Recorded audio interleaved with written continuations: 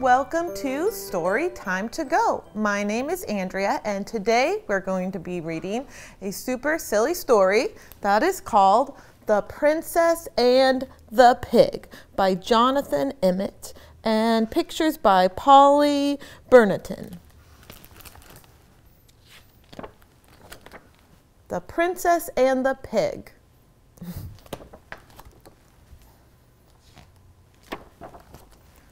Not that long ago, in a kingdom not far from here, a farmer was traveling home from the market with a cartload of straw. The farmer was so poor that he didn't have a horse and had to pull his own cart. In the back of the cart lay a tiny pink piglet. Nobody wanted to buy the piglet at the market, but the farmer had taken pity on it. "I'll call you Pigmella," he decided, as this seemed like a good name for a pig. It was a hot day, and the farmer stopped to rest in the shade of the great castle. Far, far above him, on a high balcony, a queen was inspecting her new baby daughter. The queen was so rich that she had 7 nannies and didn't have to look after her own child.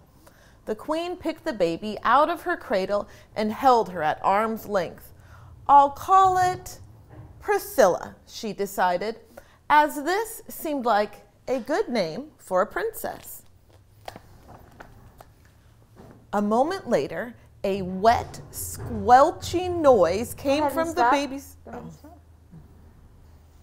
going to get the book drop. Go ahead and read. Go ahead and flip the page one back. We'll start from right there. Start at the beginning of this one? No, you can just flip the page. Okay. A moment later, a wet, squelching noise came from the baby's diaper, closely followed by an awful smell. "Yuck!" shrieked the queen, dropping the baby and running off to find the royal nannies. She left so quickly that she didn't notice she had dropped the baby over the edge of the balcony. Down, down, down went the baby into the farmer's cart. Up, up, up flew the piglet into the princess's cradle. When the queen returned and found the piglet lying where the baby should have been, she let out an even louder shriek and fainted into the nanny's arms. The king thought he knew what had happened.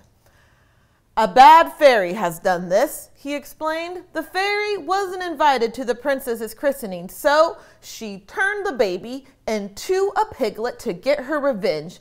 It's the sort of thing that happens all the time in books."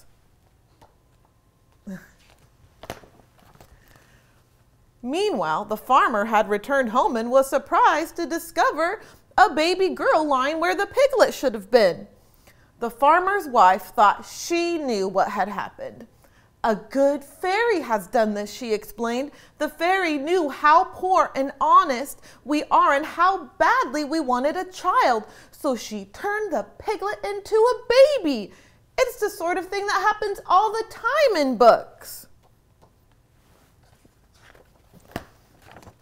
And so, without a second thought, the baby became Pigmella, the farmer's daughter, and the piglet became Priscilla, the royal princess. It wasn't long before Pigmella was able to eat, walk, and get dressed all by herself, and the farmer and his wife soon forgot that she had ever been a pig. Things were not so easy for Priscilla, but the king and queen never let anyone forget that she was really a princess. As Pigmella grew older, she grew smarter and beautiful and was admired by everyone she met. As Priscilla grew older, she grew not so smart and not so beautiful and was avoided by everyone she met. Then, one day the farmer's wife overheard some of the castle servants talking about the princess who had turned into a pig. "It's just like what happened to Pigmella," she told her husband, "only the other way around." The farmer soon guessed what had happened. The princess and the pig must have swapped places somehow, he explained. "It's the sort of thing that happens all the time in books." The poor farmer and his wife were very unhappy. They loved Pigmella, but they knew they must return her to her rightful home.